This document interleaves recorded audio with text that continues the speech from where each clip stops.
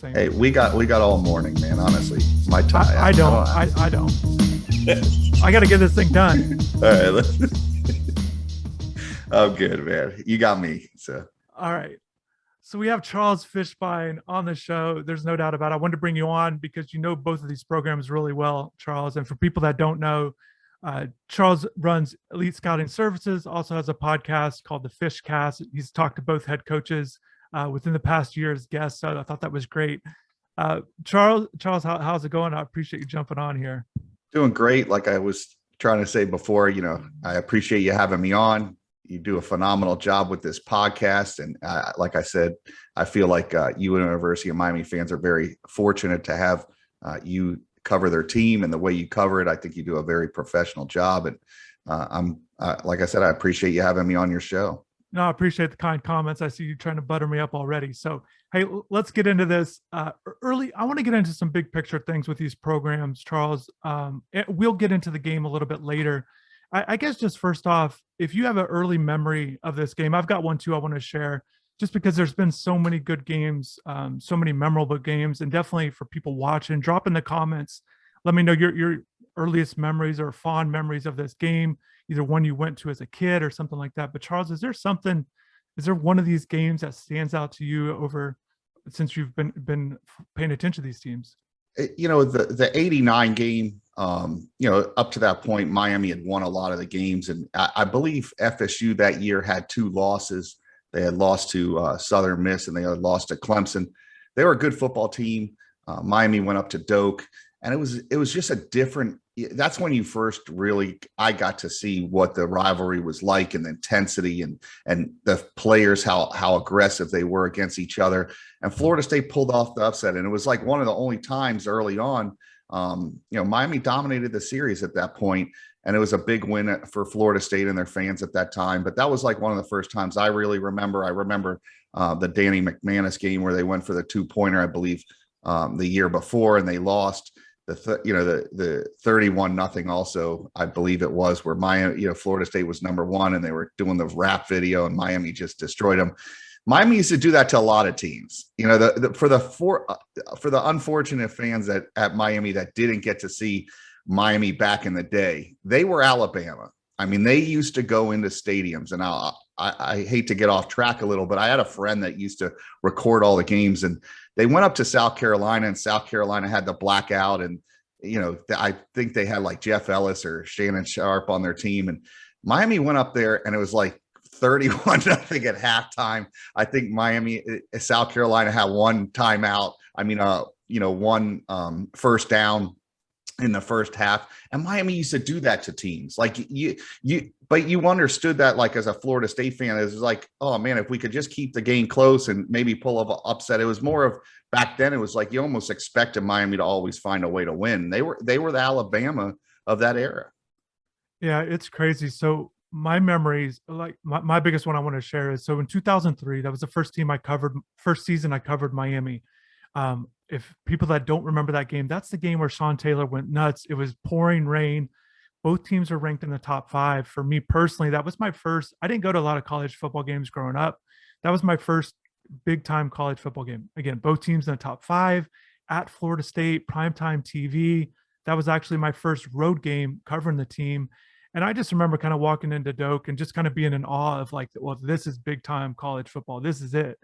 And then the stars shined. I know it was a rainy game, but Sean Taylor had that game. We had 2 interceptions. I think he had his hands on 4 others, returned one for a touchdown. And back then, memes weren't popular, but I always remember this image, and you could probably still see it, where people put like 6 or 8 Sean Taylors in the backfield, because that's what it looked like. It literally looked like that. Secondary. It looked like there was like 12 Sean Taylors on the field that day. You bring that game up. I actually went to that game. I helped cover it for the other side.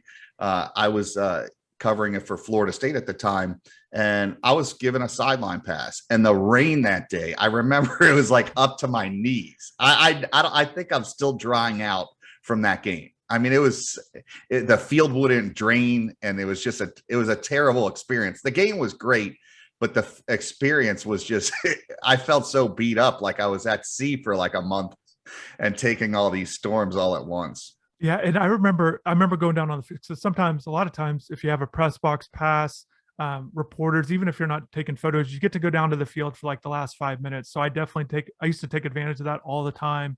I remember being down there on the field, and yeah, the rain. I remember the rain being crazy all the game long, and I remember seeing the players' jerseys. The pictures were just epic from that game. But that was big time. Miami came out with the win, and Miami went ahead and beat them again in the Orange Bowl that one. You remember all the big hits, and the Oh, one play I remember, and I know a lot of people remember it, is Stanford Samuel's big hit on Roscoe. And what was crazy is when he walked over to the sideline, he was just like maybe 5 feet away from me. He was literally out on his feet. I was shocked they sent him back out. So on the next play, Miami attacked him. He was I think he literally was unconscious out on the field. He had no idea where he was that next play. As big as the hit that Roscoe took, it did just as much damage to Stanford. And they put him back out there. Miami attacked him, I believe, on the next play and scored. There's been other ones. I remember, again, having a press pass. I remember there was one time I was at Florida State. I actually stayed down on the field because they didn't, you could be down on the field before the game. I wasn't, security didn't remove me or say I had to go. So I stayed down there for the good first quarter. I remember being next to Michael Irvin. So I got to see the whole experience with the Tom, at the beginning of the games at Florida State there, right there at center field. So a lot of good memories. We could probably do this just all day long on kind of memories of this game, Charles, or this rivalry game. Let's talk about with where these programs are at. Charles, we talk all the time throughout the season. We've been talking about this game, and I think the biggest thing was always going to be with this one was, what's Miami going to look like going into this one? What's Florida State going to look like? And just kind of recap with where these guys are at. So Florida State, second year under Mike Norvell, 6-12 records in his second season. Manny Diaz, 19-14. So both of these programs not where they want to be, not ranked. Disappointing for that rivalry that neither team is where they want to be. I guess we'll start with Florida State. Charles, where do you think this program is at? Where do you believe it's at so far right now here, midway through Norvell's second year? The tough thing is, and I had tried to tell people before the season, this was not a very good roster. I mean, I truly believe their wide receiver room's the worst I've seen since I've been covering Florida State. For any of the three programs, especially in the state, to ever have receivers this bad, wide receivers are on every street corner in the state of Florida. So they don't have a lot of receivers. And honestly, their running back field, they have one walk-on, Trayshawn Ward, who's a nice player, and Jayshawn Corbin, who was very good till he he had a hamstring tear at Texas A&M. That's why he ended up in the portal. And he's not the same player. He's a tough kid. And I think what Norvell's done with these two backs is honestly really impressive. They both have been very productive throughout the whole year. I think it helps them in recruiting that, hey, look what we did with these two kids. Just think what will happen if you come in. But this is a team that's not very good. And the problem is they're in a lot of these close games, and the fans, and this, the fans see stars by kids' names, and as well as I do, it's not just the stars next to the names. A lot of the kids don't pan out, or, maybe one year they took 5 linebackers and another year they took 1 and 3 of those kids didn't work out. Everything about their roster, from roster management to player evaluation, was missed. And then you have Norvell that basically took over, and they had 2 transition classes. They had his first year, which, those classes are never very good. And then he had last year with the COVID class. And, they are excuses that people are going to sit there, oh, you're making excuses. But he didn't get to bring in a lot of his own players. So he's relied on these transfers. And when you're not a good program, you're not going to get great transfers. You're going to get good ones. I mean, they got number 11, the Jermaine Johnson kid from Georgia, who's panned out. But I looked at it, they've signed over 20, and I think only 7 or 8 have really panned out. So less than 50%. So this is not a very talented roster. A lot of these kids don't know how to win, and it's not a good football team. And he's done a great job coaching. The team has fought hard. They're organized. Everything about that part of it, they're just not winning. And at some point, you have to win. You can't just keep saying it's year 0 or year 1 or you got to win. And the expectations of Florida State, Miami, and Florida, as you know, is national champions. It's not like, hey, you first comes beating your rivals in state. then comes winning the conference and winning the national championship. When you're not doing those, and that's the fans' expectations, you're going to have fans like you have right now in Miami, Florida, and Florida State, where they want change. They want heads. People want heads to roll when you're not winning at that level. I think the biggest thing, and this is where we could, Florida's in a different situation with what I'm going to talk about. But I think one of the things that the fan bases both struggle with, Miami and Florida State, is yes, national championship, things like that. They both want to be in that picture. But I think both of these programs being in the ACC, fans don't want to hear about, oh, this is a good Duke team, or, oh, this is a solid Wake Forest team. People don't want to hear about these programs that don't have a lot of program prestige being tough opponents. So if you lose these games, it hurts it hurts even more. It's not just a loss. It's like, what do fans are thinking, what are we doing losing to this team? Miami felt like that, I think, playing against Virginia, or because some of the, and rightfully so, right? Some of these ACC teams that we see, yes, there's a few good pieces. Yes, they've got some good players, not a lot of depth.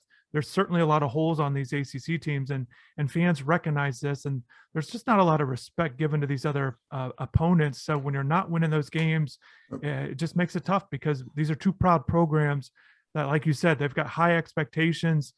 They're not supposed to be in struggles. They're not supposed to be, are they going to make a bowl game this season type of talk. They expect more, and I think both of these programs, like I said, they both expect more than what they're doing right now. I mean, Chris, what you understand in this whole process is that we've talked about it so many times, 10 wins, 11 wins, like, how that coach, if he's winning 10 games. But the whole thing is, when Miami and Florida State are at their top, all right, any team they play in the conference, even when they're at their top, they can face Miami or Florida State and compete with them with the first 22. It's that depth that they can roll in the second running back, the third running back, that fourth receiver that's better than that other team's fourth corner. That's when Miami and Florida State are back, or at that level. I mean, when Florida State won in 2013, you had James Wilder, you had Devontae Freeman. They had all these running backs and these receivers, and it's like you overwhelm these teams by the end of the game because of that depth. That's when these programs are back. And that's where the fans, they get frustrated. They'll see, Jalen Knight, and they're like, oh, man, we got Jalen Knight, and we should be able to beat all these teams by 40 points and blah, blah, blah, blah. But it's not Jalen Knight that beats them by 40. It's that depth, that just those waves of talent that just keeps rolling in. And that's where these two programs are not at right now. They have enough to compete and beat most teams on a weekly basis. But, when you want to play at that next level, that championship level, why Clemson was so good and why Alabama's so good and Ohio State, it's not the first 22. It's when they roll out that second group, and that guy on the second team is better than the first. Miami fans used to always say, hey, our backups are better. It's not the case anymore. Well, it was this year.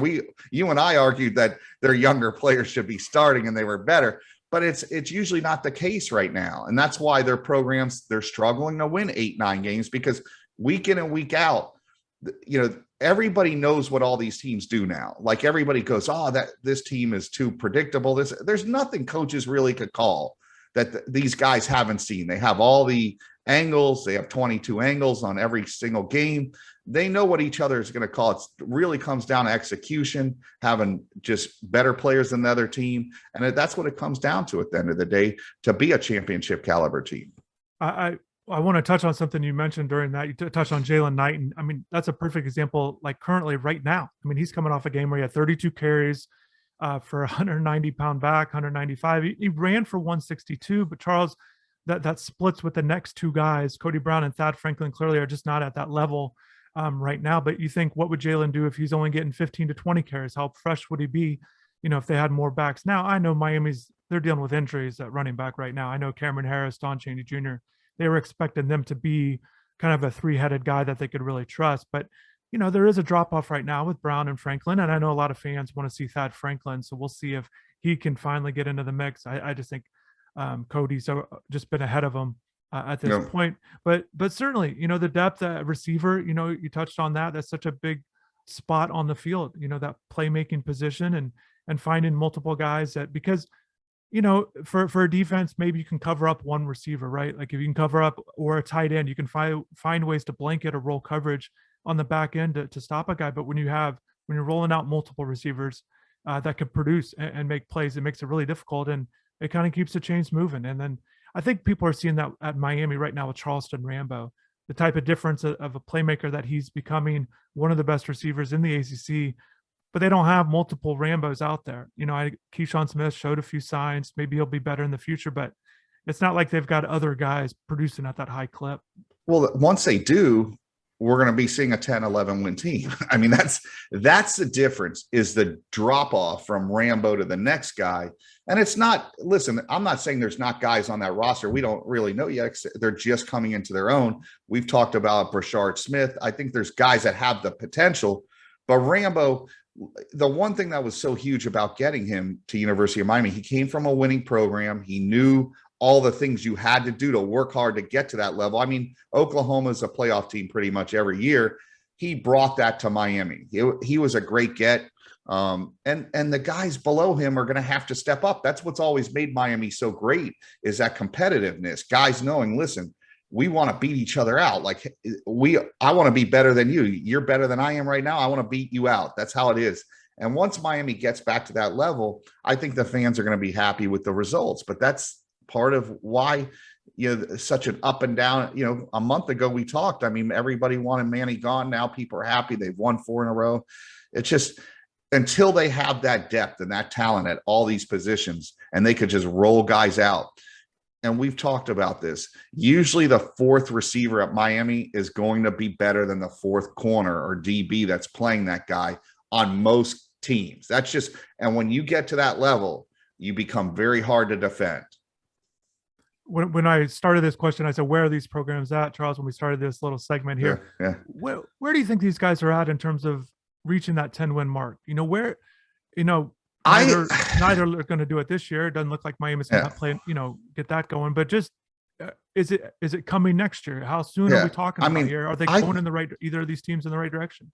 I really, and I was dead wrong. We've had all these discussions. I think every week I get on the phone with you and I was like, I thought Miami was a 9 wins was the floor this year. I really thought they would get to 10 wins and be coastal champions. I just thought with the schedule they had, they had Alabama, but most of the games they played a lot of their early schedule at home. I thought it was a very favorable schedule. You see the back end is not that tough of a schedule.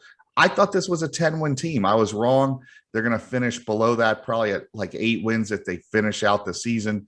That Miami should win again next year, going into next year, 10 wins, win the coastal, play for the ACC title. They're there. I mean, it's just for whatever reason that now they got to bring it. They got to finish strong on recruiting this year. They're struggling recruiting. They got to follow it up with another recruiting class. I think Miami should be there. As far as Florida State's a total rebuild. I mean, this is the first time this program and the fans have ever really had to deal with this.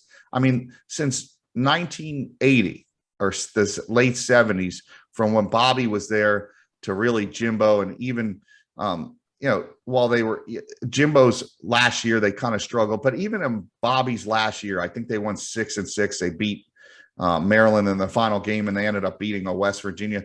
That was like the low point. That's what Florida State fans thought was the low point. Well, the last 2 years have been, or 3 years have really, really been the low point. Their fan base isn't used to this. I think that next year, there's been enough close games that if they could go and win 50-50 games, they got to get to 8 wins next year, 7-8. And that shows the fan base, hey, listen, this guy's turned it around.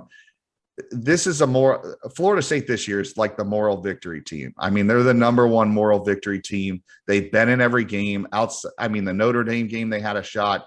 They lost a weird game to Jacksonville State, but they outside of Wake Forest, they haven't been blown out, and they've been in every game in the 4th quarter. For whatever reason, I think the main problem they have, and I've discussed this with Florida State people, they have no playmakers. They have nobody that could just close a game out. Like, you look, Jalen Knight, you put Jalen Knight on Florida State, and he was committed to Florida State. If he was at FSU this year, they probably have a winning record this year, or like a 500 record. They're at least, I think they're 3-5 right now. They'd be 4-4. He's a difference. He's a 2-game difference. And that's what they don't have. They don't have that guy that could they have no wide receiver that could really get behind a secondary and scare anybody. Their offensive line has done very well run blocking, and their running game's been good. But they don't. You saw it in the Clemson game. Clemson had the Shipley kid. Shipley was better than FSU's backs. He was a big play back. He's a guy that's going to play in the NFL. FSU has 2 decent backs that have put up great yards, but the fans think, oh, we got this great running game. These guys are putting up 5.9 yards a carry, 6 yards a carry. And they're really just average backs that this coaching staff has done a great job of making look very good. So I want to talk, because we talked so much big picture, Charles. A lot of our conversations are like that. And one of the things that sometimes fans point to when teams are struggling and just maybe they don't see the positives of the programs, right? Like, I think even sometimes fans forget why they became fans of that program. I want to talk about the biggest strengths of both of these programs. Again, what they can operate in dealing with recruits, recruiting, the program itself, what makes both of these programs intriguing. And I guess history is part of the strengths of these programs, but, focus more on today, like where these programs are at. What's the biggest strength? We'll start with Florida State. The biggest strength for Florida State as a program, what makes them appealing, what makes them essentially a good program. I assume you still think they're a good program right now, even with the losses and wins here. I mean, Florida State won in 2013 the national championship. At the end of the day, Chris, all right? And listen, Georgia's on top of the world right now. There's one fact. Georgia hasn't won a national title since 1980. Florida State won in 2013. They've won multiple championships, 3 to be. And so is Miami. And you have to sell that. Hey, listen, we're not that far away from when we won a national championship. It's been proven you can win. They won in this modern era when Alabama and all these other schools and the SEC dominated. Jimbo won a national championship. They can do it. It's just you have to get players. And the one thing is, and you know this, you have to have coaches that want to recruit those guys. A lot of coaches just, I think Mike Norvell's a very good recruiter. He's proven it, that he's gone after some guys, but they're going to have to go in and get their hands dirty and win battles in the state of Florida. Everybody sits there and goes, oh, well, Alabama's taking them. Listen, when Florida State and Miami are where they need to be, those kids want to stay home or stay close to home. It's just, they haven't given them a reason to go there. Last year, a lot of Miami kids stayed home. I think you still have a lot of kids that want to play at University of Miami, play at Florida State. We've talked about it. The reason they're not landing these kids have been excuses. It's just excuses from fans and this and, oh, other teams pay players. Nah, you know what? Go get recruiters on your staff. We've had them on our show. You've heard them. I mean, there's guys that are just, who they are, the great recruiters. You go out and get enough of them, and you don't have to go. The SEC can't hire every single coach in the country. There's a lot of good coaches, even at G5 schools, that could come up, and you could groom these guys that are great recruiters. You either could sell your program or not. I have coached Chris Demarest, who's been on my show, and he's one of the guys that co-hosts with our show. He went to University of Hawaii, and I'm telling you, I heard his pitch. He made Hawaii seem like South Beach. He can sell. He could be in Utah State and convince a kid that program in Logan, Utah is whatever it is. And that's, you have to have a coach that no matter where he's at, he can sell that program. And that's what Miami and Florida State need, is just guys that can sell the program. They're great programs. I went to the NC State game, and there weren't a lot of fans, but it was loud. I enjoyed it. It was a great game.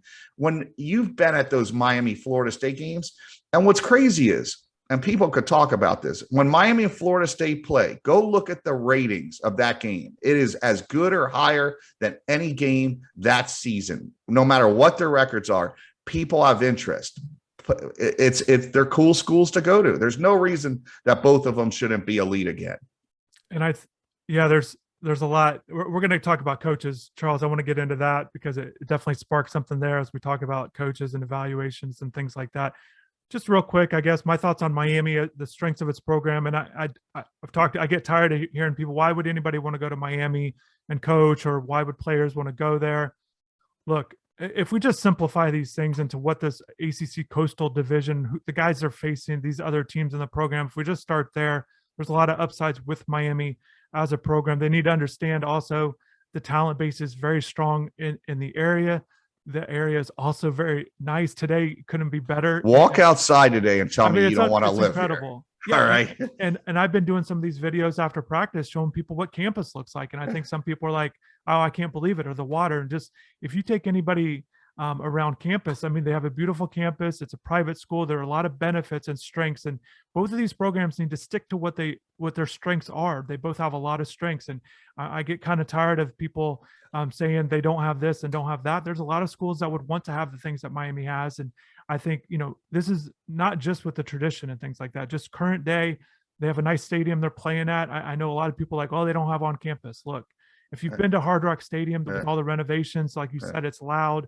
It's just nice. It's a lot nicer than it was. And Chris, they've made changes. And I it's, hate yeah, I hate to interrupt you. What's no, the please name? do. What's the name of that indoor facility? What's the name on the side of that building? Carroll Software Indoor Facility. All right. Sofa. For those people that don't know who that Sofer family is, Miami's got money. Let's just stop with this. Like, I mean, this is one of the wealthiest families in South Florida. All right. That name's on the side of that building. There's more money that could be pulled from that family if they wanted to. You just got to have the right people go ask for it. Yeah, and youth health, like I was able to get confirmation. I saw a number that was reported. I've actually been told it's actually a higher number that has brought in millions of dollars than what's been reported. So yes, Miami has money. The facilities. I know a lot of people want to maybe harp on the facilities. I remember getting a tour around the facilities a few years ago. It's all been improvement, and they've done a good job. Is it the best ever in the country? No, but it's still really good, and it's still you can't just keep harping on those. They're not downfalls the way they maybe used to look like. So I just want to get that out there. Charles, let's talk about Elite Scouting Services. People that, I've known you for years, that things you do there. One of the things that's interesting is essentially reporters and stuff, and obviously coaches know you. I think sometimes fans hear about you, but maybe not quite sure what you do. And, your work essentially isn't for the fans, if that makes sense. Yeah. It's for the coaches, things like that, and for the players. Can you just kind of describe what you do with Elite Scouting Services and the connections and the what you believe in there? I mean, Chris, I appreciate you bringing it up, because a lot of people get me confused with 247 and whether it's Scout 247 on 3 Sports Now or all these networks, rivals. Is that I'm not a fan based site. It's nothing personal about it with you guys. I have a ton of respect for the work that people that work for those companies. I have a recruiting scouting service. I go out and I watch the players, and whether a kid goes to University of Miami or that kid goes to North Dakota State or he goes to Edward Waters, I'm trying to help kids further their careers in college if they want to continue playing. So I go out and I scout the players, I evaluate them, and I don't do a star ranking. I put more of a number system in that where I feel they can play. I feel it's a Power 5 elite kid, I rank them based on that. If they're a group of 5 kid. So when people look, it's not a 4 or 5 star ranking. It's where I feel that kid would excel the most. And I help kids, these coaches try to help these kids get their film out, get exposure. I deal with probably 200 to 300 college coaches that come into town. I see them at coaching conventions. I see them at practices. I mean, we haven't the last 2 years because of COVID, but I have a lot of connections. I mean, I had a school call me yesterday that I don't even really deal with. They're like, hey, we have an issue with the D line. So I can send out a list of defensive linemen to them that I feel that could play for them. So it's a totally different thing. And I get confused sometimes or grouped in with a 247. I'm not a fan-based site. I'm not trying to sell to the fans. Most of our stuff, if I do an article or this or that on our site, it's free. And it's more to just get the names out of those kids. So that's the difference between what we do. And I've been doing it for like 20 years now. And I feel like, we're probably as good as anybody in the business at doing what we do. And you and your staff, you're out recording games every, high school games in the area. Yep. You're always kind of pointing me towards sleepers, guys to watch. We talk a lot about player evaluations, what we think of guys. We think the same, a lot of the same on some things, some key things, obviously differences too. One of the things, Charles, and there's a lot of people that have opinions on players and what they see, and that's great. but one of the things I enjoy talking to you about is your opinions on coaches, college coaches. Coaches, you touched on it. There's good coaches at Group of Five. Kind of evaluating coaches, and it we talk about this a lot in the sense that it's not that hard. I don't know, when we evaluate players, we think like it's not that hard. We think this, and then, and certainly we're wrong sometimes, but I think we both trust our eyes and what we see, and with the experience we've gained over the years, you process things um, with experience. And I think coaches are the same way. And one of the ones that stands out to me is Lincoln Riley at Oklahoma. And I remember us talking about him. I was a big fan of East Carolina when he was there. I thought he was big time. I watched all the East Carolina games that season. So it's just, to me, sometimes these things become obvious, and you've seen the career he's had since ECU. And he's a guy I know that we talked about. I remember just other guys, Jim Harbaugh. I thought was very intriguing was that when he was at San Diego, things he was doing there. This is before Stanford. So there are certain guys that we see here. What's kind of, maybe you probably have some good stories on some guys you liked early, but what are some key things that you like to look at and maybe evaluating coaches, on your opinions on either coaches coming up the ranks and kind of some keys? The crazy thing about Lincoln, I remember meeting him at Texas Tech, and he was a wide receiver coach at the time. I introduced him as a wide receiver coach to an agent at the coaching convention.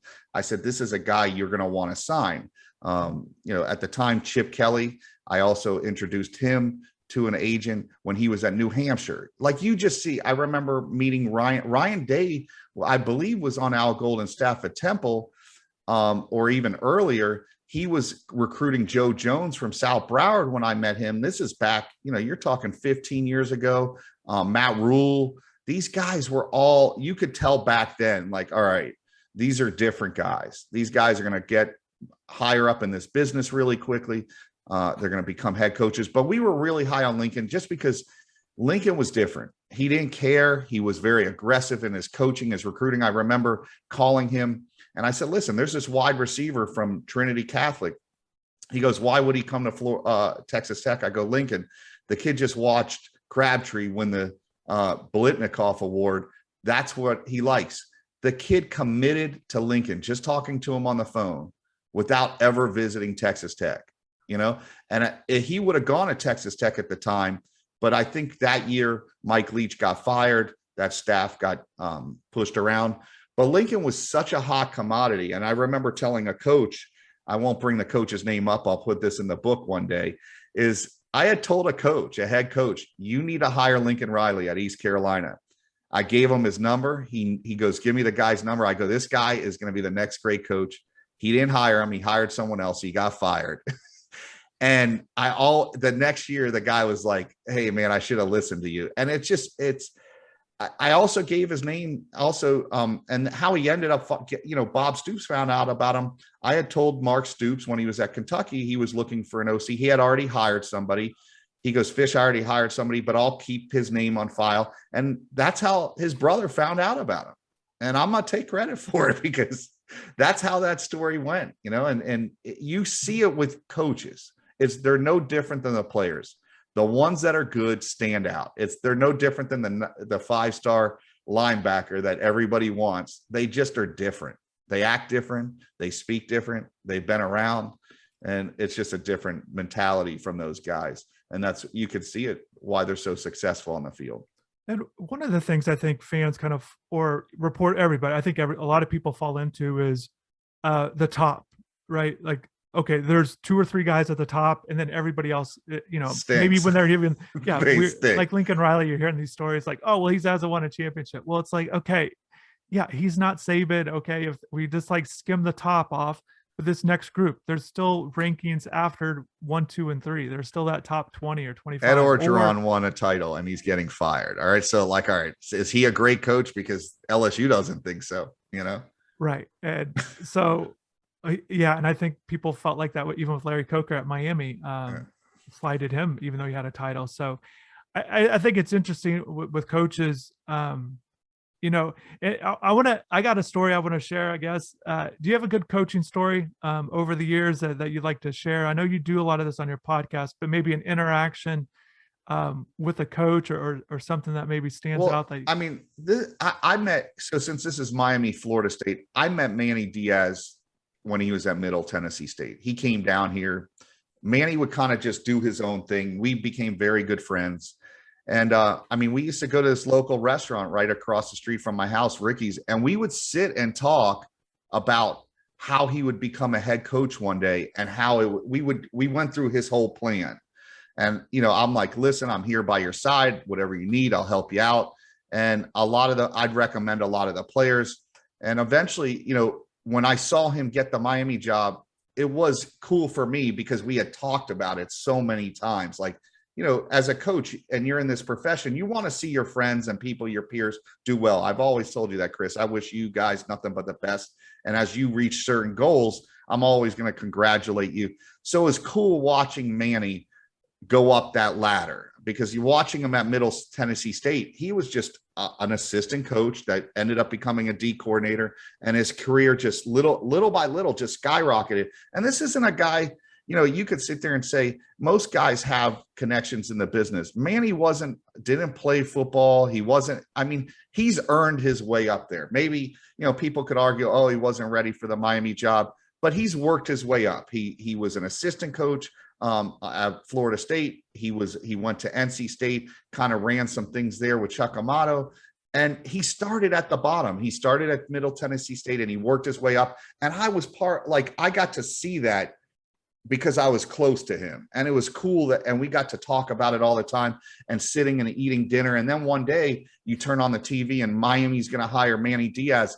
It was really cool for me. And I had called him and I congratulated him. And, he invited me down there and I saw the program. He's like, and we're like, hey, you know what? Let me help you win a national championship, Manny. And it was cool. It was cool to see. And honestly, I don't want to see him fail. Like I want Manny to do well at University of Miami. These people that sit there and they want to run him off and this and that, I get it. Hey, as fans, you want the team to win, but I don't want anybody to fail. I mean, there's some people in life that I can't stand and whatever, I have grudges, but Manny's a good dude and I hope he wins. I hope he wins and brings Miami back.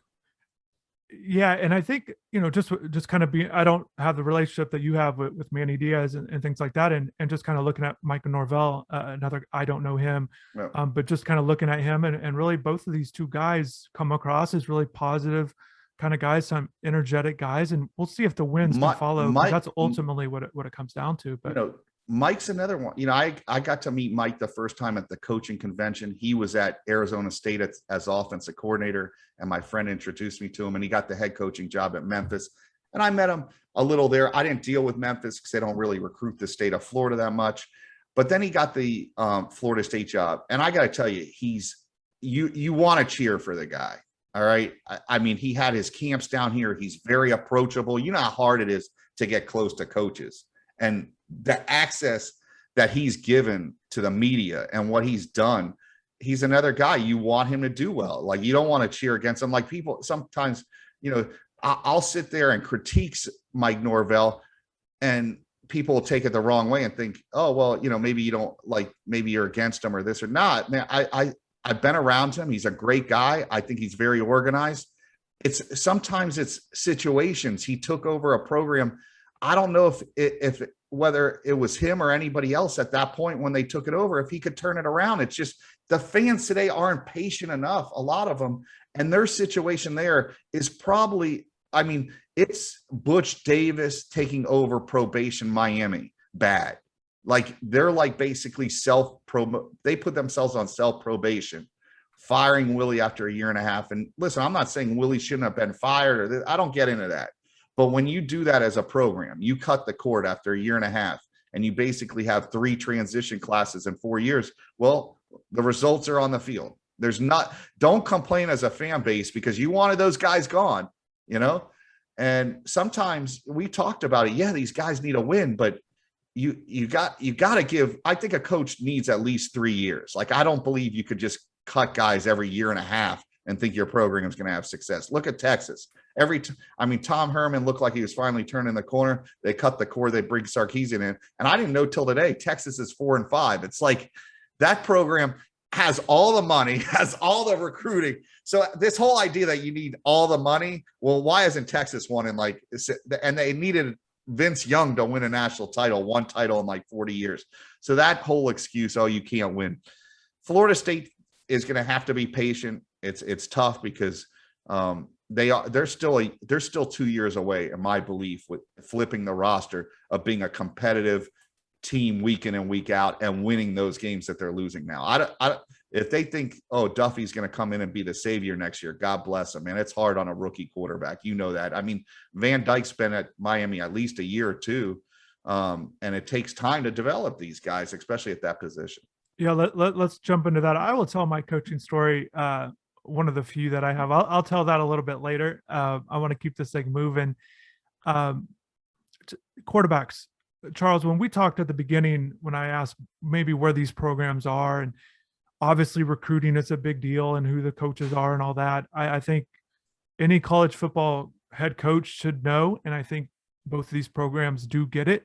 You got to have a quarterback. You've got to have a quarterback. You've got to continue to recruit that position. How you manage it is one of the biggest things, arguably the biggest thing, I think, for a head coach.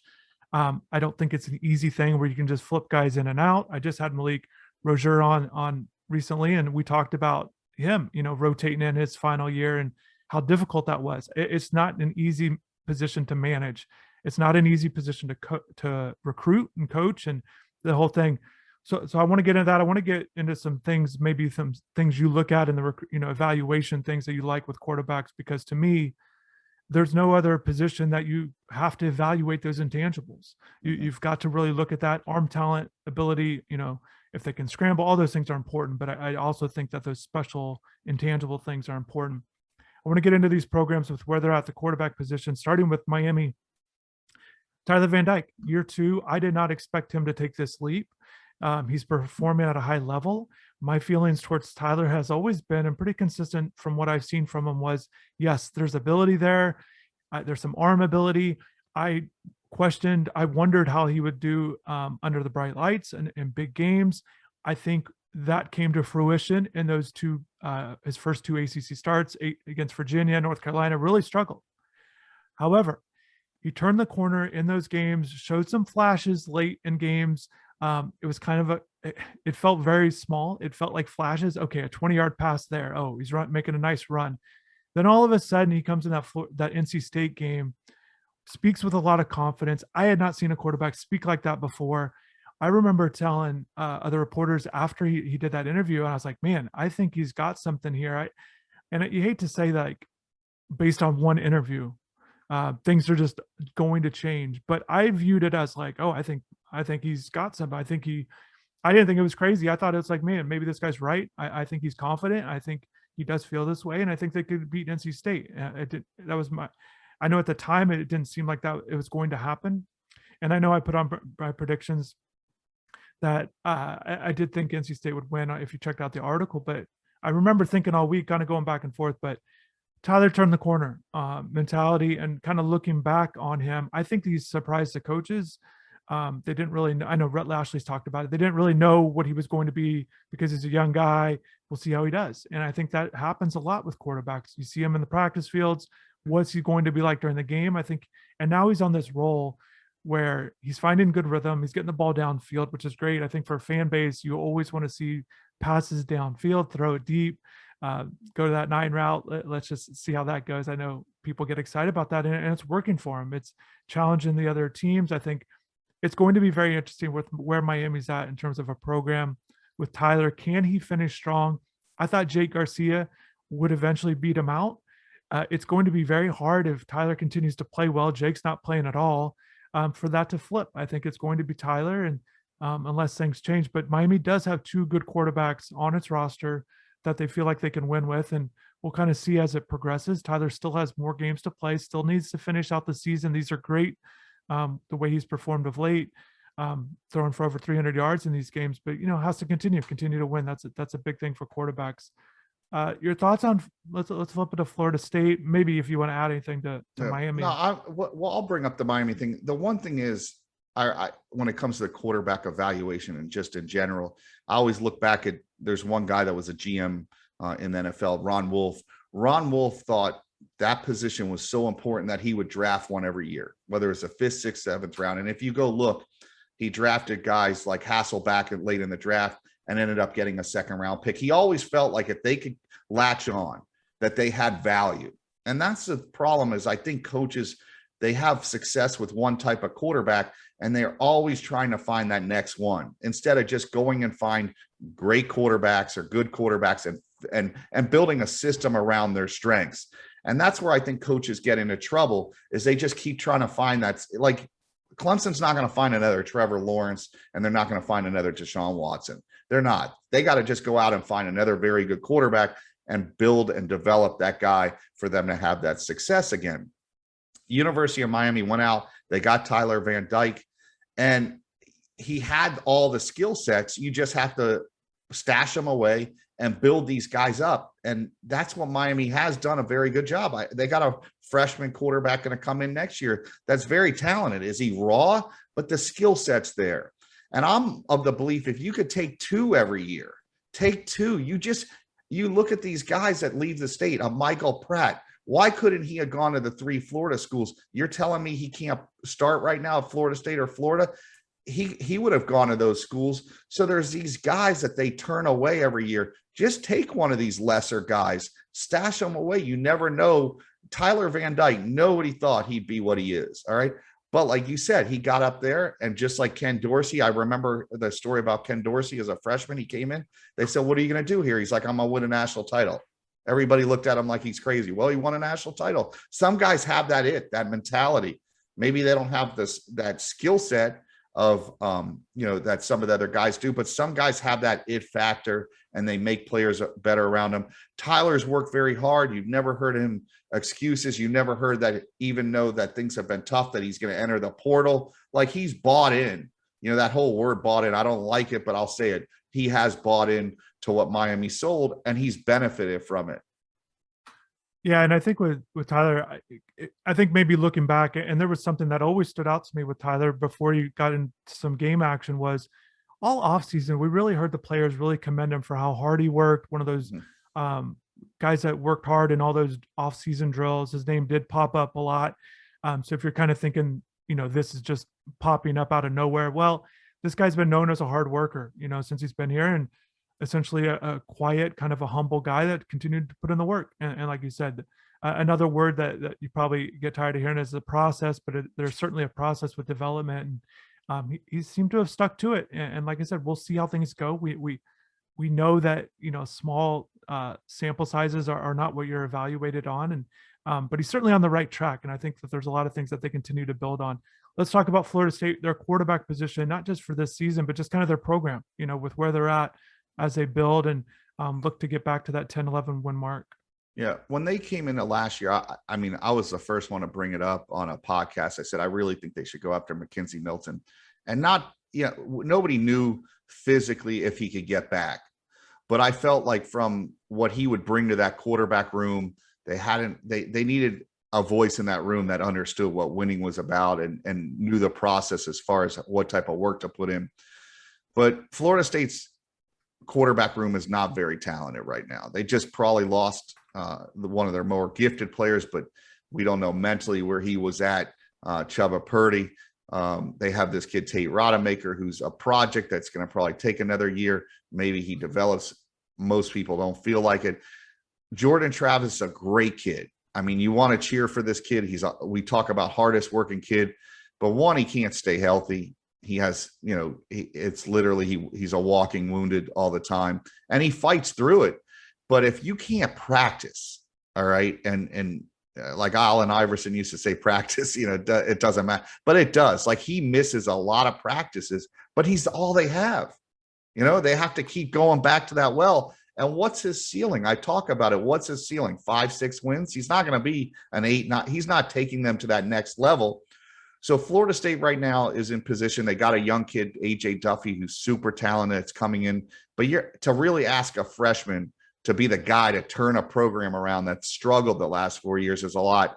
I think they're going to have to go back in the transfer portal and pull maybe a Spencer Rattler or pull one of these guys that's at one of these other programs and just sell them like, hey, listen, you're going to come in, you're going to be the starter, you're going to help us turn this program around. And you got to hope some kid's ego's like, oh yeah, man, I'm going to be the one to turn Florida State around. And they're going to have to hit it on it. Just like you've seen it with programs this year. Michigan State, hit the portal and they've got lucky.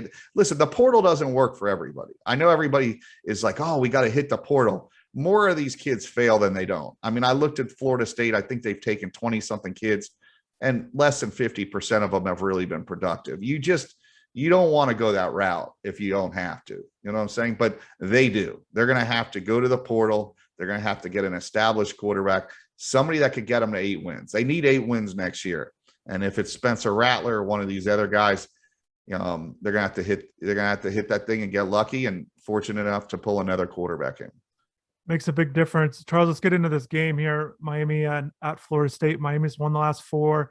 I want to read off some statistics where these teams rank in the ACC in conference games. I'm just going to kind of go through it. So total offense, Miami's 5th, Florida State 11th. Scoring offense, Miami 5th, Florida State 10th. Rushing offense, Miami 11th, Florida State 9. Passing offense, Miami 4th, Florida State 10th. Let's stick with Miami on that side of the ball. It favors Miami. They've got the better offensive team. But just let's just stay with where Miami's at offensively going into this one, how it kind of shakes out. Miami on offense, Florida State on defense. Certainly, Miami's going to look to get Rambo more involved. Tyler Van Dyke wants to keep throwing the ball downfield, challenge the cornerbacks. It's what they've been doing. You see Rhett Lashley with a little bit more creative plays, the flea flickers, the different wide receiver, reverse pass things like that. I know when people, especially this last game with Rhett Lashley, the up the middle runs on 3rd and short, 4th and short, Miami's got to be better in short yardage situations. Jalen Knight has to be better. They got to figure out a way, and maybe that's where they'll get Thad Franklin involved. But look, Miami's been getting the tight ends more involved lately. Will Mallory, when we've talked about throughout the season, when he was struggling, he still has ability. He still has the ability to make plays. I've always felt like, I said this going into the year, I thought Brevin Jordan would be a big miss. I thought they would really miss him to begin the year because I thought there was a difference. But tight ends more involved. Arroyo's making some catches, but just Miami's on offense and Florida State on defense. Kind of some keys. How do you see this one here? I think. Listen, throw out last year. Last year, it's happened in this series where you have one game where one team gets blown out, and then the following year everybody goes, "Oh, well, the game's going to be the same." This is going to be a lot closer for at least a half. I think Florida State will keep the game relatively close for a half. They've been very competitive this year. They haven't really got outside the Wake Forest game. They haven't been blown out. But I just think the difference makers are on Miami's side. We talked about Jalen Knight and Rambo, the better players, the guys. You've seen it when Al Golden was at Miami and they played Florida State with Jameis and they had, Dalvin Cook. Dalvin always made that one play that turned the game around. And that when you have that on your side, it's hard to win these games. They're rivalry games. Rivalry games rely on a lot of big plays, and you never know. A lot of times you've seen outcomes where, you go back to 2003 where Miami dominated Florida State up in Tallahassee and Greg Jones came out and had a great game. And you just never know what's going to happen in these games. But at the end of the day, Florida State they're going to compete. They're going to fight. It's going to be a tough game for a half. But I just think Miami at the end of the day is going to pull away in the second half. It's nothing that Florida State I don't think it's in their control. They just don't have enough to close this thing out. Now turnovers, maybe, if you guys have a day like you did against Georgia Tech, I don't think you can win playing like you did against Tech against Florida State, even with all those advantages. But Miami doesn't turn the ball over in this game. It's going to be tough because Florida State, I personally think, needs to score 30 in this game to win. And I don't know if they can do that. Like they're going to give up anywhere between 27 and 30 in this game. Can they score more than that? For Florida State to really win, they need this game to be 27-20. They need it below 30. And I just think Miami has too much firepower. And one of the things with Miami's offense, and I actually saw one of the comments on one of the videos I did reacting to it about Tyler Van Dyke playing really well last game. A fan thought I was nitpicking a little bit when I said he's kind of struggling a little bit when he gets outside the pocket. And yeah, the guy's probably, person's probably right in that sense, but it's more of just kind of evaluating something that, continue to work on. He's done a lot of things well, just kind of that'll be something. And I think for this game, uh, Miami's offensive line has done a pretty good job on pass protection. I think they're going to have to be good in that area. And I think Tyler, look, opposing teams are going to see that Tyler doesn't throw those well on the run, or when he gets out there, yes, he can make some runs, but not all of them. And that's what teams are going to want to try to do to cut. Also, it cuts the field in half on his passing options. I'm gonna jump in there, Chris. I saw it in the NC State game. When he is outside the pocket, he's not as comfortable, and he doesn't. And this is part of him being a young quarterback. He doesn't see the field well. He only sees half the field when he's rolling to his right. So he's trying to force a ball maybe to the edge or the outside. There's three DBs there, and he's going to try to try his arm. And you saw it in the NC State game when he got outside the pocket, he wasn't as effective. The offense bogged down when he was not in that pocket, just controlling everything. So it's not, I don't think you're nitpicking. This is something I saw in the NC State game. He's just not as effective. Not right now. It could change. He's not as effective right now if you could get him outside the pocket. FSU wants to move him from that spot. If they can move them, especially with their ability to get up the field, they have a good pass rush. They'll be able to get some plays on Tyler. Yeah, and it's hard for all players to be good at everything, right? Exactly. So there's always strengths and weaknesses with certain players, and like I said, defenses are going to see this. Now, can they exploit it? Can they make it a real problem? That's what coaches are always trying to weigh. Can they, if they want to send blitzes, can it be effective enough to make Tyler uncomfortable? And again, Florida State's gonna have to play well on defense in that sense. And Miami's just really a really good spot right now with their comfort level in the passing game, because not only is Tyler throwing it deep, but his completion percentages are actually pretty good. I think 32 of 42 last week, and obviously you take that with over 300-yard games. So that will be key. And so it'll be interesting there. And kind of flipping it, I'm gonna read some defensive stats, and I find this to be interesting because both teams are pretty similar. I think that and where they rank in ACC games. So Miami 10th in total defense, Florida State 8th. Scoring defense, Miami 12th, Florida State 9th. And then rushing defense, Miami a little better, 5th, Florida State 9th. Pass defense, Miami 11th. Pass defense for Florida State is 6th. So, some things kind of play into some factors there, but both teams haven't been great defensively. In totalities of the conference schedule, they've shown flashes. For Miami defensively, it's going to come down to, Travis is in there. He's the big threat running the ball. We saw when he's at his best, the games he's had, he hasn't thrown for over 200 yards in a game, but he's been efficient, and then mixing in the 100-yard rushing games. I think that's the biggest thing for Miami. Well, if he's in there, will they be able to contain him on running the ball? Because that's certainly, his biggest strength right now. Yeah. I mean, Florida State's eliminated the big plays this year, those big chunk plays. They've been they're more of a bend but don't break defense. They get teams in the red zone, and they've been able to keep them outside the red zone. Their defense has improved this year. It's just they give up a lot of yards, total yards, but they don't give up a lot of big plays. And that's the difference this year, is where last year they had breakdowns everywhere. You don't see those breakdowns week to week. They're a lot more sound, but it comes down to their depth. They just don't have a lot of depth. So if they're on the field a long time, they're not going to be as effective at the end of the game.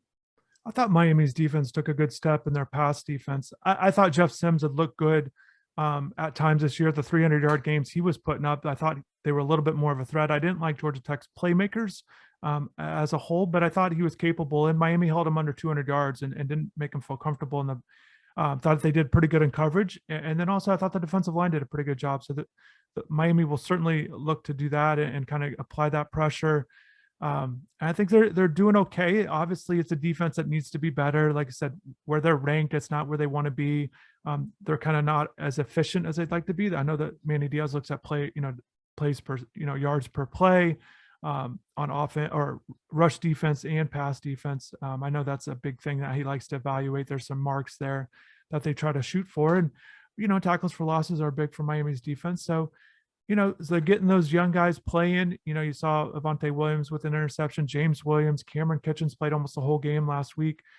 Marcus Clark is a guy that they feel comfortable with now. I think that'll be an interesting one in this one. A guy playing closer to home ish, not, he's not a South Florida guy, but, or from Tallahassee. But it'll be interesting to see how he continues to progress. And then obviously Leonard Taylor, Charles. Let's talk about Leonard. We've talked about Leonard. I don't know how many years now. He's been a big time guy since he was a freshman in high school. I know the coaching staff at South Dade was really disappointed. And most, you know how it is when you talk to coaches, high school coaches, they lose some, they get some back. They're not too disappointed. But I remember South Dade's coaches were pretty disappointed when he left. But your thoughts on, let's talk about Leonard. I mean, Leonard's the best D tackle prospect to come out since Vince Wilfork. I mean, that's a long time. I mean, yeah, Marcus Fortson came out of here, but Leonard was an animal. I mean, I watched him last year. He's the first guy since Willie Williams where I've seen him literally take over games on the defensive side of the ball. Treasure Coast, he had a series sack, tackle for loss, sack. I mean, like he wrecked teams last year. The whole reason Palmetto had a chance at winning state because their defense was so dominant, and he was the main reason why. He dominated games up front. And it's rare to see a kid like him. He doesn't take plays off. He constantly is coming. He has a high motor. And he's a potential first-round pick, top 10, 15 pick. Miami hasn't had a whole lot of those. And those guys are difference makers. We've talked about it. You don't win without those guys. You saw when Clemson won the national title, their front four all went in the first round of the draft. That's why they won. They were strong up front. And if they can continue to get guys like that, especially around Leonard, they're going to become a better football team. And he's an unbelievable talent. He's a really good kid. I've never heard anybody say anything bad about him. He's a hard worker. And we thought from day one he should have played. I felt he was a day one starter. I told you that. You could argue he was the number one player in the state last year. He was just a special talent. And we look, I hate to say it, we look like geniuses. Well, I mean, the two of us have been talking about this. We felt like Miami's class last year had a lot of guys that should have been playing a lot earlier. And now you see why. I mean, you look at the Brashard Smiths, you look at, even you look at Jalen, you look at Avante Williams, you look at James Williams. These guys were different. They look different. They just look different. When you meet them, you're like, I remember walking on at Miami summer camp this year, and James Williams looks like an NFL prospect already. Like he looks like a one and doneer. It's not like this ain't hard. Chris, no, the coaches make it hard.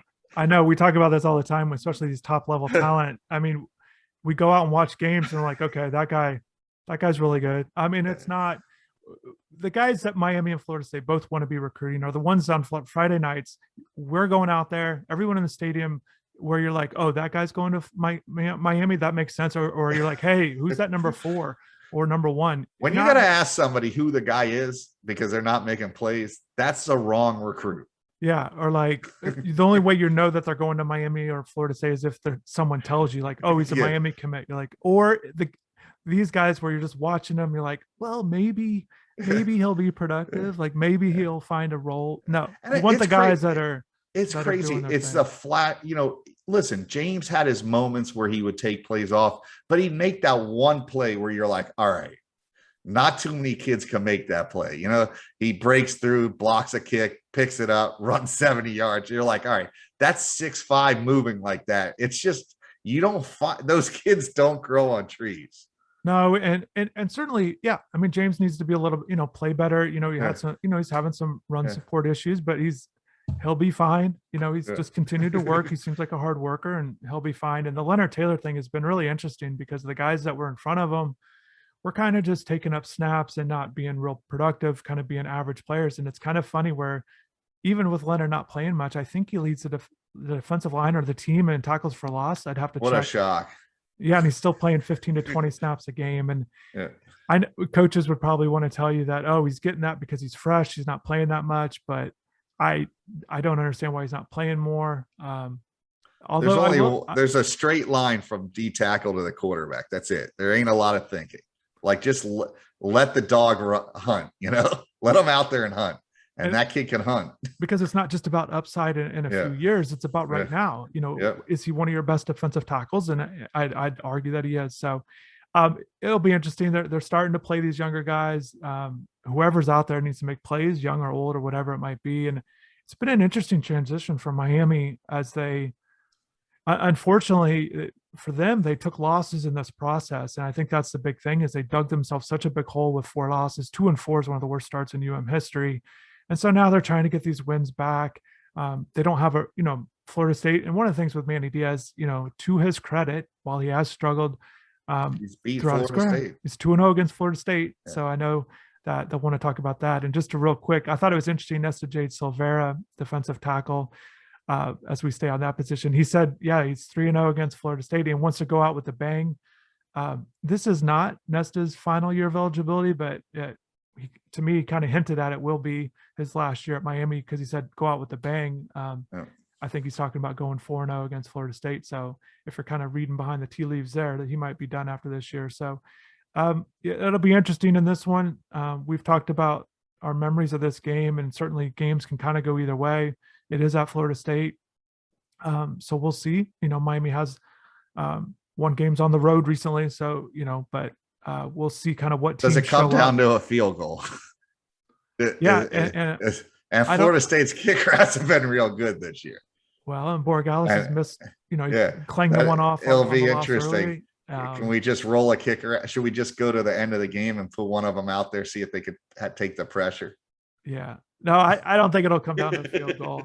But whatever it is, hopefully we'll just see a good game. And we've talked so much about this game because, like I said earlier in the show, it's just where these teams are at going into the game. I think will determine a lot. Obviously, Miami has a positive momentum, winning their last 3. Florida State's lost their last 2. So Miami certainly has a little bit better momentum going into this one, but neither team is ranked. Neither team is that great. So we'll see how this goes. And certainly both teams will look to play to their strengths. Charles, I'm going to let you get going here.